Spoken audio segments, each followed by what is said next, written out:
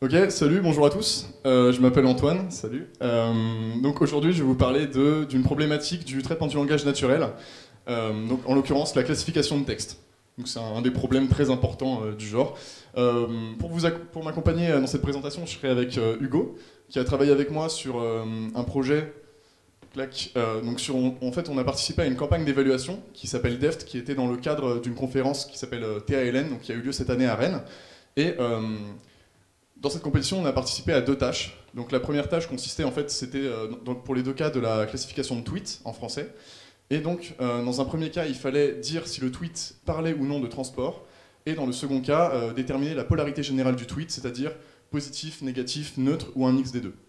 Donc on va utiliser ce qu'on a fait dans cette compétition et notre process, la façon dont on a procédé pour avoir des résultats. On va essayer de vous expliquer quels sont les enjeux de ce genre de tâches, comment on les prend en compte, enfin, comment on fait concrètement pour aborder ce genre de problème, et un certain nombre de techniques qu'on peut utiliser. Et pour ça, on va principalement se concentrer sur les techniques deep learning qui sont ce qu'on peut trouver dans l'état de l'art aujourd'hui. Donc, quelques applications avant de commencer. Pourquoi on a envie concrètement de faire de la classification de texte? Je vous ai mis deux exemples. Le premier, c'est ce qu'on peut trouver par exemple chez Google News. Vous recevez des articles de journaux et vous devez déterminer un thème général à ces articles. Donc, que ça soit par exemple voilà, monde, business, technologie, sport, etc. Donc, en ce moment, c'est par exemple très utilisé avec la Coupe du Monde. Dès que vous avez, je sais pas, Mbappé par exemple, hop, ça passe dans. Enfin, c'est classifié, bref. Et un autre exemple, c'est ce qu'on a fait en hackathon. Très rapidement, on prend des messages en fait, qui sont issus d'une conversation Messenger et on les segmente en sujets. Et ensuite, on fait des courbes de polarité. Donc, est-ce qu'on est plutôt positif ou négatif quand on parle de ces certains sujets? Voilà, c'est des petits exemples rigolos. Donc, qu'est-ce qu'on va voir concrètement? On va suivre en fait le pipeline général qu'on a abordé pour la tâche. Donc, ça commence par une phase de pré-traitement avec deux cas, donc la lématisation et la normalisation. On reviendra très rapidement dessus, hein, c'est trivial.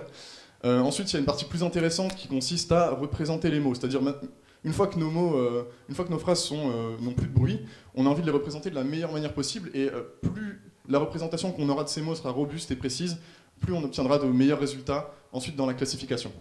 Et ensuite, bien sûr, il y a la phase d'apprentissage. Donc, avec les différents modèles qu'on a utilisés, on a choisi d'utiliser principalement des réseaux de neurones convolutionnels et récurrents.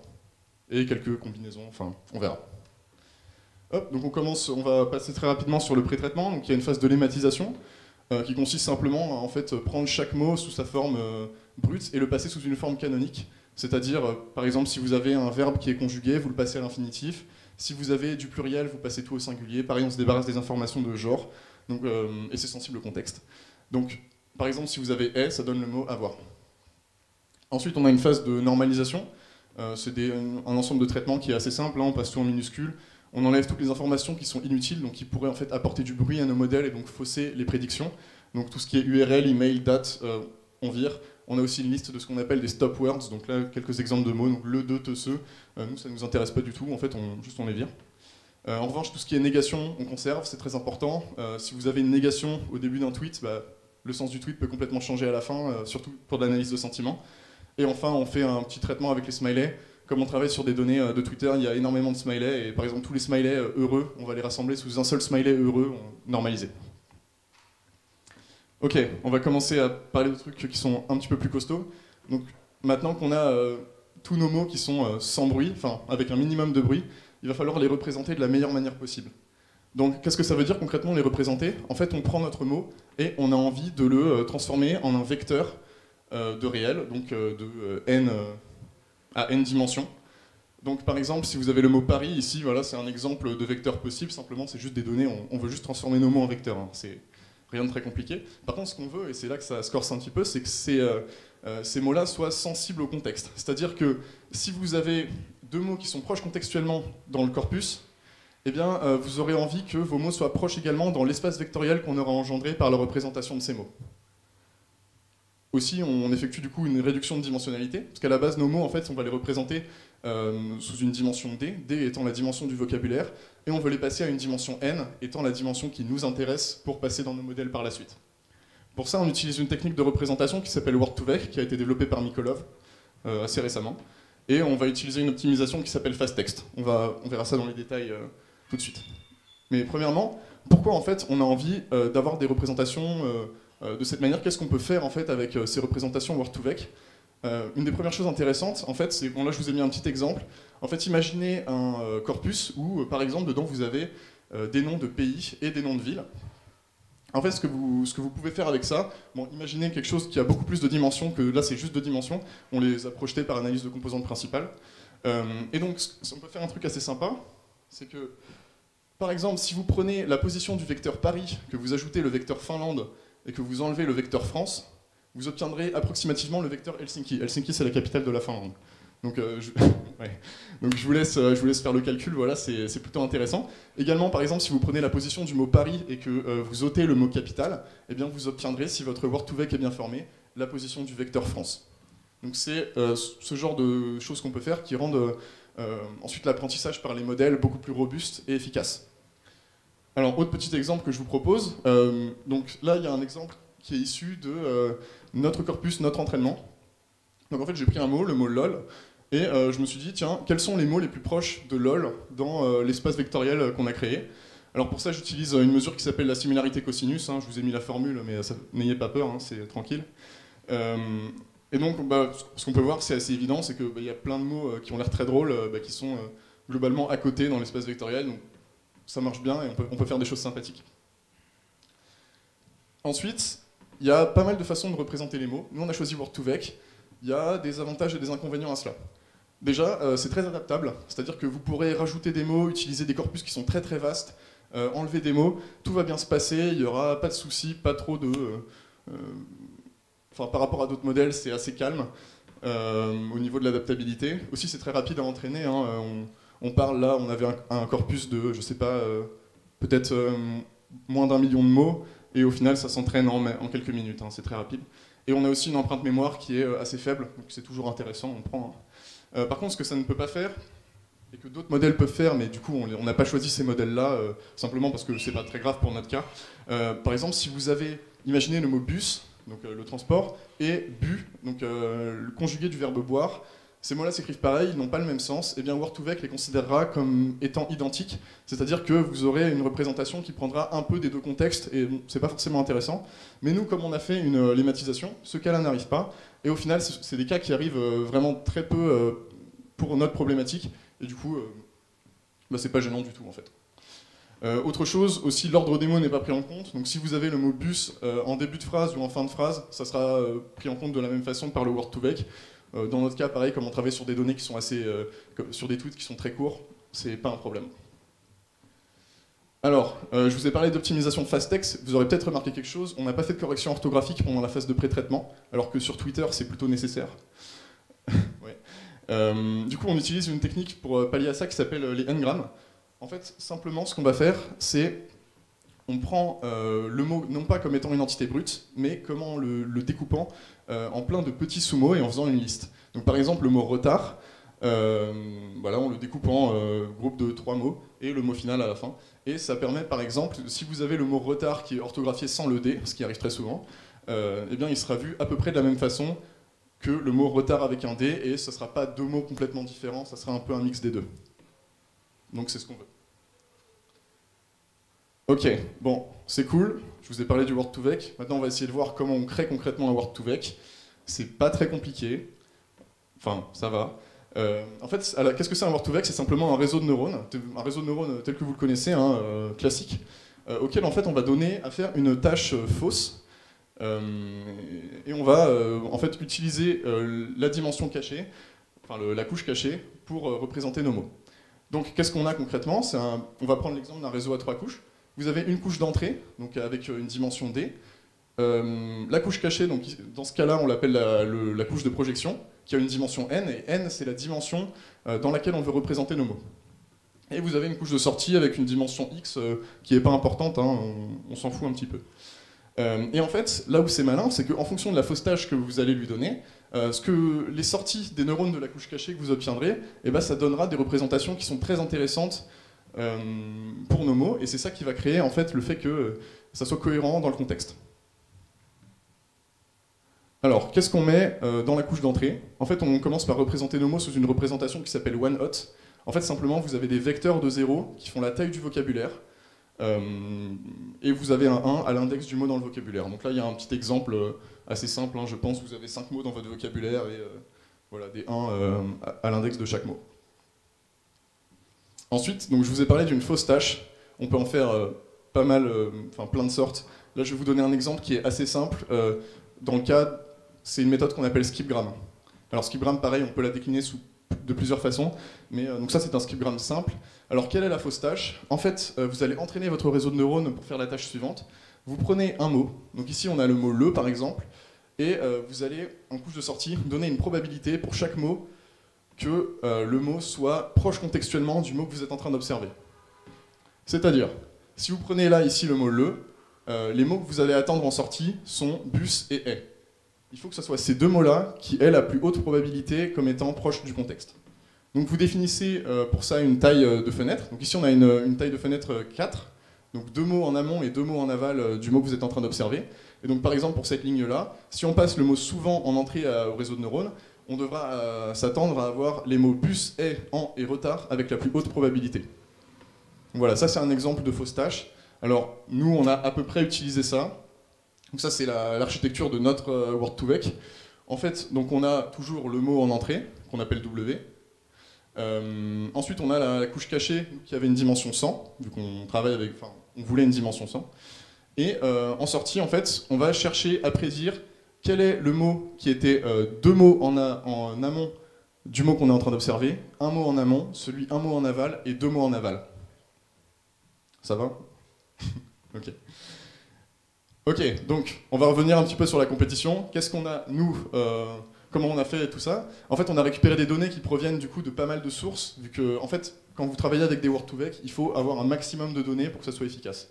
Donc on a récupéré des tweets qui proviennent du hashtag RATP, SNCF, Île-de-France, un corpus externe avec un vocabulaire très riche qui provenait de tweets politiques, et les politiciens ils aiment bien parler, donc cool.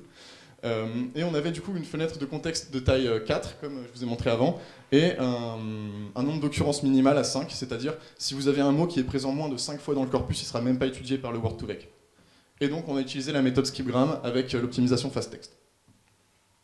Aussi on a rajouté d'autres features. Une feature, qu'est-ce que c'est? C'est simplement un élément dans le vecteur que vous allez passer à votre réseau de neurones en entrée. Donc 2 ou 4 features selon la tâche. En fait, on regarde le mot courant et on se demande dans quelle catégorie il est présent. Par exemple, le mot bonheur, on peut repérer dans les données étiquetées qu'il est présent dans 85% des tweets positifs, 12% des tweets négatifs, aucun tweet neutre et 3% des tweets mixtes. On rajoute juste cette information dans le vecteur concaténé à notre Word2Vec et voilà, on obtient du coup, selon la tâche, 2 ou 4 nombres en plus dans les features. Donc ça donne ça au final. Donc on a les plongements de mots Word Embeddings de taille 100 et 2 ou 4 éléments supplémentaires selon la tâche qu'on est en train de traiter. Ok, cool. Bah maintenant Hugo va vous parler des modèles. Restez concentrés. Merci Antoine. Donc là je vais vous parler des modèles qu'on a utilisés dans le cadre de la compétition. On va notamment s'intéresser aux modèles récurrents et aux modèles convolutionnels qui donnent de bons résultats généralement dans le genre de tâches. Donc généralement, ce qu'on voit en SP, c'est les modèles classiques où on prend une input, on a une ou plusieurs couches cachées et on va avoir un output de classification. Les modèles récurrents, ils sont intéressants, pourquoi? Parce qu'on peut prendre en entrée des séquences. Ils sont utilisés par exemple, si en entrée j'ai une image, je peux lui associer un texte. Nous, dans le cadre de la compétition, on serait intéressé par ce mapping-là, où on prend en entrée notre tweet, qui est une séquence de mots, et on fait la prédiction sur le sentiment émis au sein du tweet. Donc c'est aussi les modèles récurrents qui nous permettent de faire de la traduction de l'anglais au français, par exemple, avec des séquences qui sont de taille variable. Donc ça, c'est grâce à son architecture. En fait, les réseaux récurrents arrivent à maintenir les informations au fur et à mesure du temps. Et ça se fait au niveau de cette cellule verte, ici au niveau de la couche cachée. Elle est calculée à partir de l'entrée actuelle, notre mot actuel dans le tweet, et de la cellule à l'instant précédent.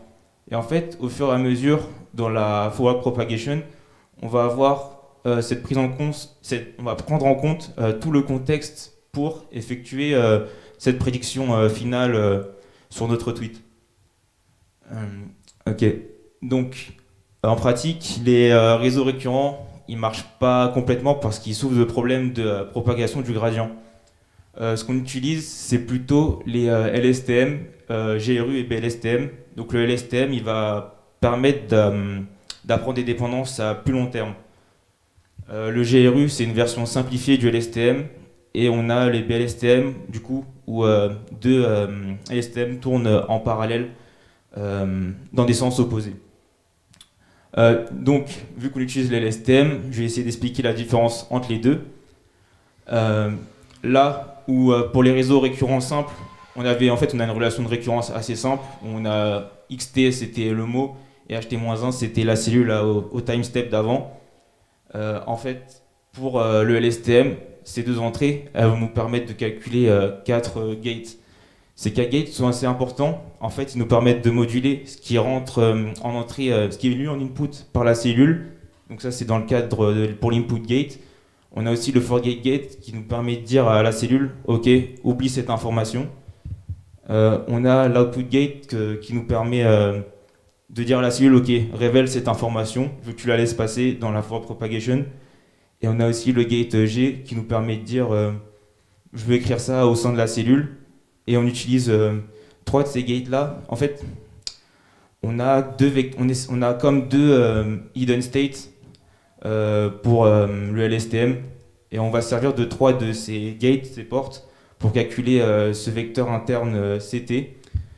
Donc ça, c'est un vecteur interne à la cellule qui n'est pas, disons qu'il n'est pas dissimulé au monde extérieur. Et notre hidden state HT, donc par analogie à celui pour les réseaux récurrents simples, il est calculé à partir de CT modulo l'output gate. L'output gate, il faut le voir comme un vecteur compris entre 0 et 1, qui permet de dire, comme je l'ai dit, laisse passer cette information ou pas. Du coup, on a une architecture beaucoup plus complexe. Là, c'est le schéma qui reprend les calculs que je viens d'expliquer. Et donc, cette structure, en fait, permet au LSTM d'apprendre des dépendances à plus long terme. Et ça permet aussi de mieux propager le gradient. Ok, donc là je vous ai donné l'intuition de pourquoi on utilise les réseaux récurrents en classification de texte. On utilise aussi pas mal les réseaux convolutionnels. Ils obtiennent de bons résultats pour les tâches de classification de manière générale. En fait, ils sont très utilisés aussi en images parce qu'ils arrivent à extraire des features de nos données d'entrée. Ils sont plutôt bons pour ça et ils sont aussi assez rapides à entraîner. Plus que les réseaux récurrents, je veux dire. Du coup, comme le disait Antoine, on a notre tweet qui est représenté par X mots, et ces mots sont représentés par des vecteurs de dimension n, par des réels. Dessus, ce qu'on veut faire, c'est appliquer une convolution.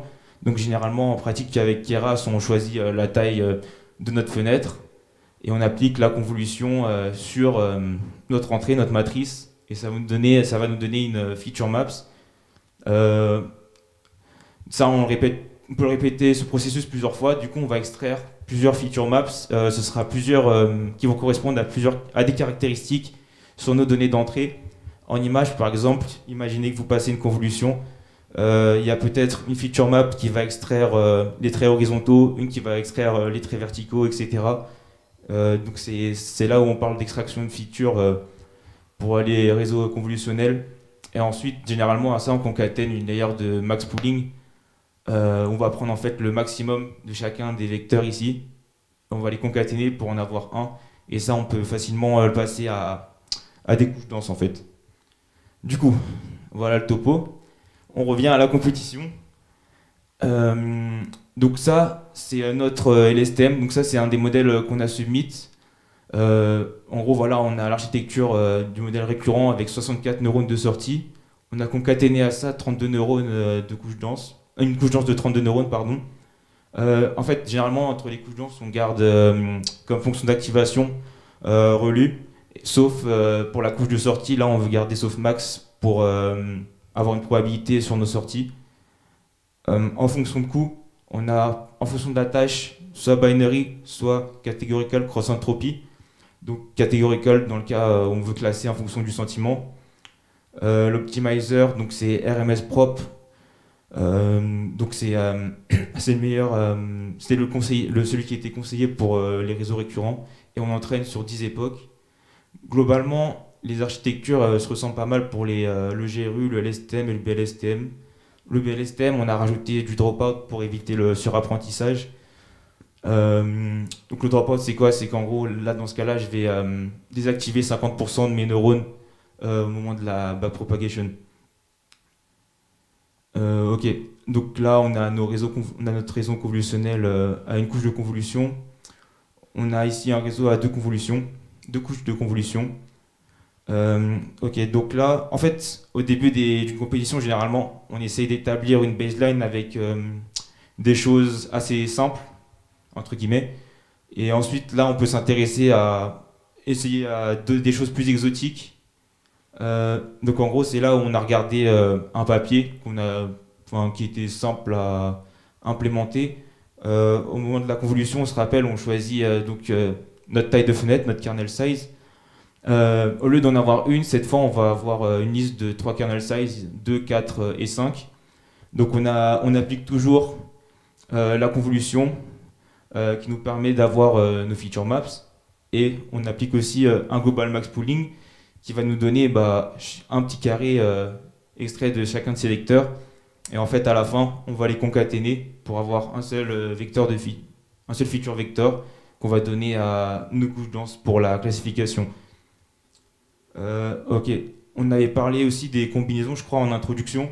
Donc la première combinaison qu'on a essayé de faire, c'était de donner nos prédictions à un réseau de neurones. En vrai, ça n'a pas très bien marché. Par contre, un truc qui marche bien pour le coup, pour essayer de tirer avantage de chacun de tes modèles, en fait, on prend les prédictions des meilleurs réseaux de neurones, on en fait la moyenne et on fait une prédiction là-dessus. Ça nous a permis d'améliorer nos résultats, on va voir ça maintenant. Donc pour la tâche 1, je rappelle, on devait classer les tweets, savoir s'ils étaient transport ou non transport. Donc c'est la moyenne qui obtient le meilleur résultat. On a les réseaux récurrents qui font un boulot plutôt bien, notamment le BLSTM qui a quand même 80% de précision. Ensuite, on a aussi du coup nos réseaux convolutionnels qui font un peu moins bien. Les résultats, ils restent quand même globalement assez proches, surtout pour cette tâche. Après, il faut savoir que généralement, dans le cadre des compétitions comme celle-ci, il y a peu d'écart entre les scores des participants, pas plus de 2%. Donc, même si vous arrivez à gratter 0,05, c'est toujours des points et ça peut faire même gagner 2-3 places. Du coup, il y a deux métriques, il y a la précision et la F1 mesure. La F1 mesure, c'est une formule très simple.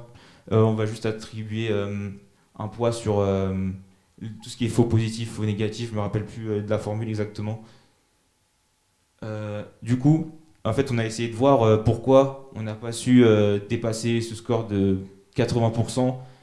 Et donc, on a fait ce petit graphique. Ce qu'on peut voir là, c'est que quand les tweets étaient annotés transport, on a réussi à bien les casser 91% des fois.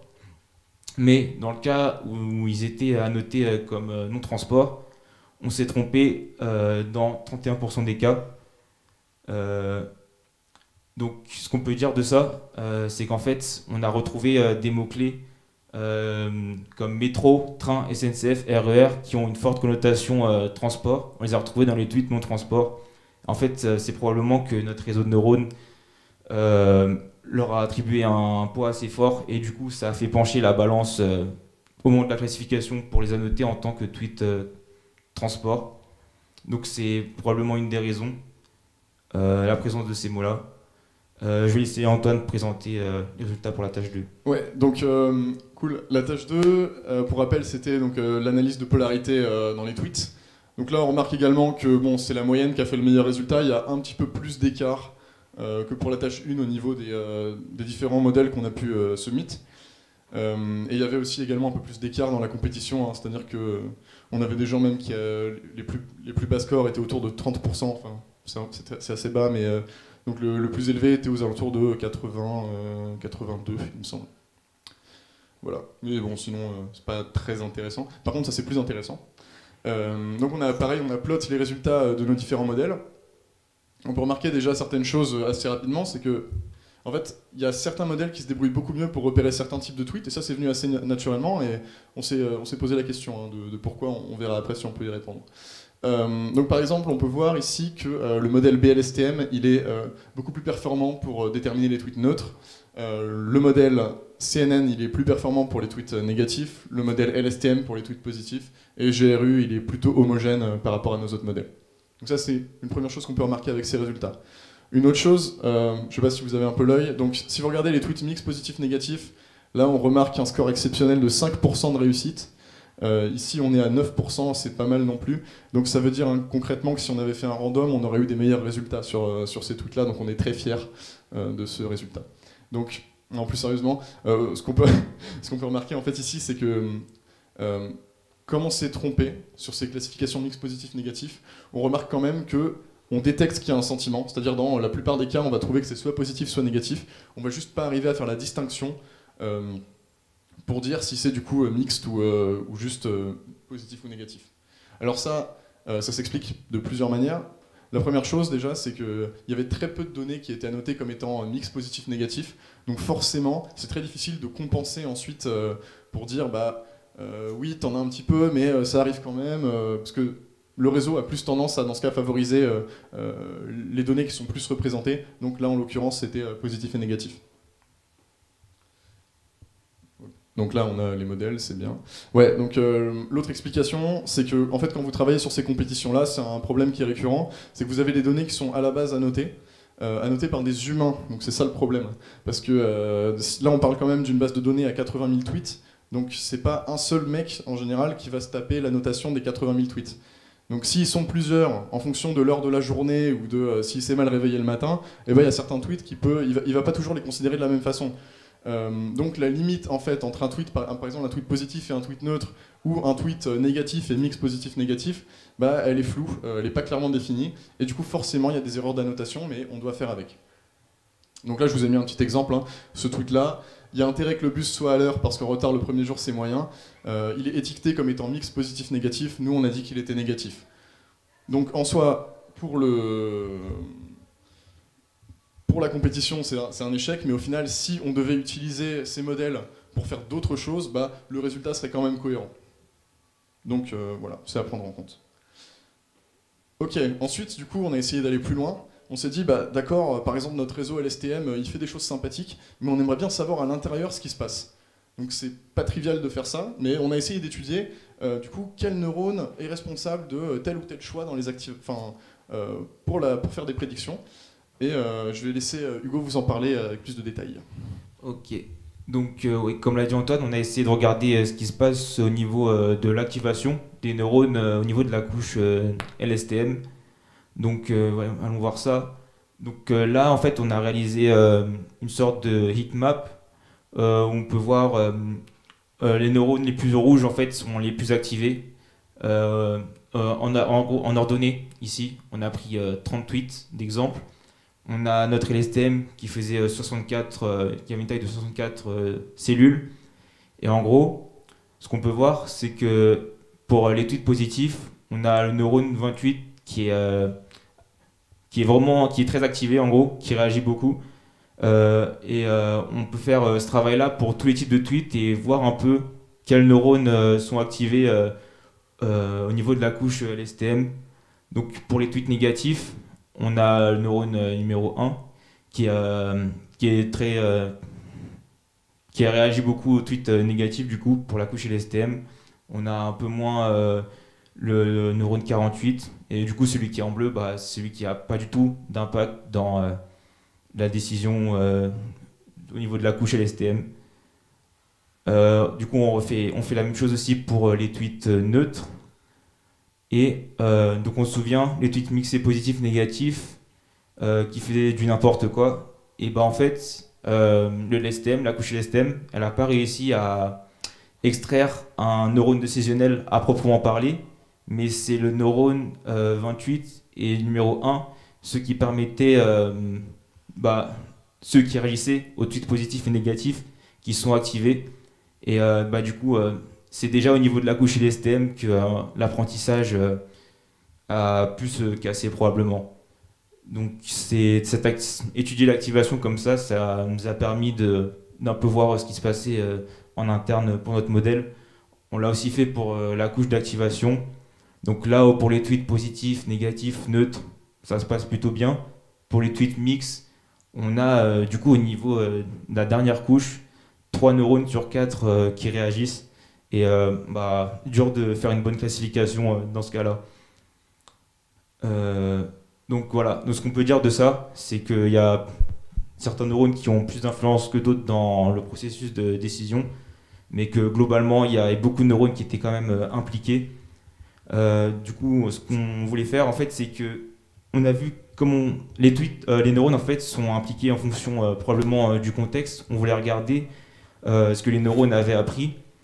En fait, on aurait voulu voir si il y avait un neurone qui réagissait en fonction d'un groupe, d'un champ lexical, un neurone qui réagissait, qui apprenait à reconnaître les smileys, les hashtags, et c'est quelque chose qu'on aimerait bien, c'est sur quoi on aimerait bien se pencher plus tard peut-être. Voilà pour l'activation de la couche LSTM. Je vais laisser Antoine conclure. Ok, donc on a pu voir dans cette présentation globalement comment on traite ce genre de tâches, la classification de texte. Bon, je ne vais pas rappeler le pipeline, hein, c'est pas grave. On a vu aussi quelques analyses de résultats que nous on a pu faire sur les données de la compétition. Globalement, hein, donc qu'il y avait certains modèles qui réagissaient mieux que d'autres, donc parfois c'est intéressant de faire des combinaisons. Et que voilà, les problèmes d'annotation, tout ça. Cool. Ouais, on a une autre slide. Donc, comment on aurait pu améliorer tout ça ? On aurait pu, par exemple, utiliser d'autres techniques comme le transfer learning, ça aurait pu être intéressant, ou tenter des combinaisons qui sont plus robustes. Parce que là, vous remarquerez que la combinaison qui a obtenu le meilleur résultat chez nous, c'est une moyenne. Donc, bon, c'est pas terrible une moyenne, hein, il y a moyen de faire mieux probablement. Et voilà, du coup, après, comme on est allé, du coup, à Rennes pour voir ce que les autres personnes avaient fait, il y a eu des personnes qui ont tenté des combinaisons qui étaient beaucoup plus solides, mais peut-être un peu overkill aussi, c'est-à-dire utiliser des mélanges de LSTM, CNN, et je sais pas, il y avait peut-être 5 ou 6 modèles qui sont impliqués dans le processus de décision, qui au final, du coup, dépassent le deuxième de 0,05 ou quelque chose comme ça, mais bon. Et puis du coup, ce qu'on aimerait faire, si on peut, c'est une analyse plus approfondie des neurones, puisque là, du coup, on a pu dégager quelques conjectures assez simples, du type, celui-là, il est activé quand c'est positif, celui-là, il est activé quand c'est négatif. Mais effectivement, si on arrivait à, mais ça c'est une tâche qui est très compliquée, extraire des groupes verbaux ou peut-être même certaines tournures de phrases qui activent des neurones, ça serait quand même très intéressant. On aimerait bien faire ça. Merci de votre attention.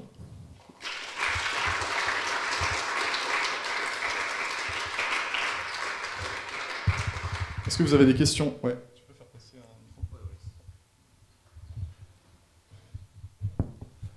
un... Du coup, bonjour. Dans une de tes salles, je me souviens plus du numéro, mais tu mets le mot bonheur et tu dis qu'il est dans tant de tweets positifs, tant de tweets négatifs. Et un peu avant, tu disais que vous preniez vachement en compte la négation dans les tweets. Un truc que j'ai pas compris, c'est quand vous stockez les mots et quand vous faites au niveau des mots, traitement au niveau des mots, pardon. Est-ce que la négation, vous la prenez en compte directement ou vous laissez le réseau neurone faire ? C'est-à-dire, est-ce que vous les marquez comme négatifs, les mots qui sont dans une négation, ou est-ce que c'est le réseau neurone qui gère ? Tu veux dire au niveau de la probabilité qu'on donne en feature Attends. Ouais, enfin... Est-ce qu'on s'est bien compris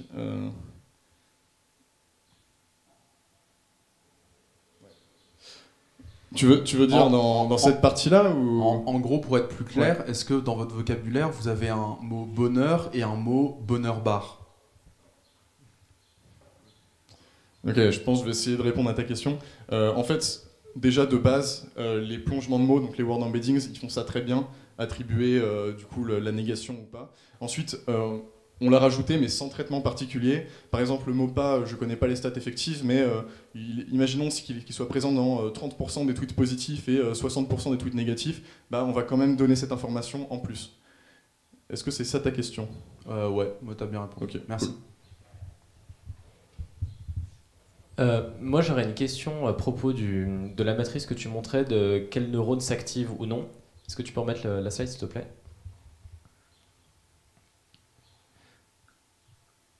Voilà. En fait, qu'est-ce que ça signifie d'avoir genre une seule colonne qui soit d'une couleur unie? Est-ce que c'est genre pas un signe genre de surapprentissage ou d'un truc comme ça? Et qu'au final, bah, tout ton réseau de neurones se base que sur un neurone et pas sur le reste? Au final, tu vois bien qu'il y a quand même la majorité des neurones qui sont activés. Donc je pense pas que le fait qu'il y en ait un ou deux qui soient complètement bleus, ça fausse le résultat. On n'a pas vu de problème de surapprentissage. Après, dans le cadre des tweets mixtes, là, il y a, pour le coup, là, il y a du rouge partout.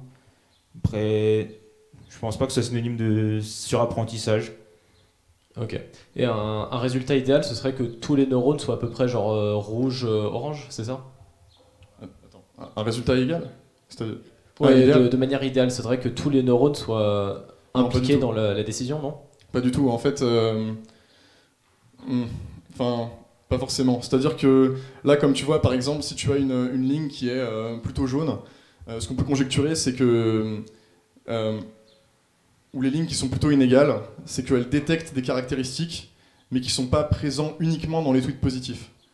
Mais après, voilà, enfin là, on peut faire des conjectures, mais on travaille sur des réseaux de neurones, et malheureusement, c'est toujours un peu des boîtes noires, et c'est pour ça que ça demande du temps et beaucoup d'expérimentation pour trouver vraiment ce que fait chaque neurone. Ok.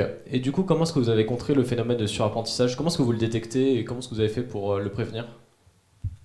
Le phénomène de surapprentissage, en vrai, tu testes, tu regardes tes époques. En gros, on dessine une courbe et on voit au moment où tu as l'erreur. En gros, il y a un moment où tu as les courbes qui s'entrecoupent et là, tu sais que tu as fait un surapprentissage en gros. Euh, ouais. En fait, donc sur les deux courbes, tu as l'erreur sur ton set d'apprentissage et l'erreur sur ton set de validation. Et globalement, quand les deux courbes s'entrecoupent, ça veut dire que tu commences à être très bon sur tes données d'apprentissage, mais du coup moins bon sur tes données de validation. Et c'est un des moyens de détecter le surapprentissage.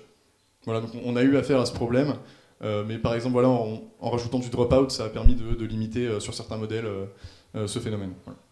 Ok, merci.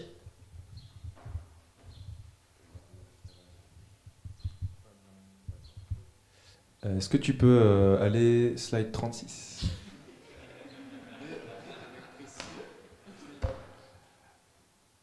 Voilà, donc quand tu disais que tu avais un pooling, en fait c'est un pooling sur chaque résultat de convolution, ou est-ce que c'est un pooling sur les trois résultats ensemble? Non, c'est un pooling sur les trois résultats de convolution. D'accord, donc le truc au final va avoir certains résultats qui viendront du premier résultat de convolution et certains résultats qui viendront du deuxième. Ouais, c'est ça. D'accord. Tu peux avancer un tout petit peu du coup. Oui, non, c'est la slide d'avant. Du coup, là, on voit que BLSTM, sur la précision, a un meilleur score que la moyenne. Alors, pourquoi choisir la moyenne? Attends, BLSTM donc, a un meilleur score sur la précision que la moyenne. On voit qu'à fin de mesure, en fait, la moyenne, c'est la meilleure, mais sur la précision, pourquoi choisir la moyenne plutôt que choisir tout le temps BLSTM? En fait, on n'était que évalué sur la F-mesure. D'accord. Mais oui, effectivement, là sur la slide, on aurait dû mettre en gras le BLSTM pour la précision. D'accord. Mais voilà, en fait, par exemple, le système il va te donner plus de points.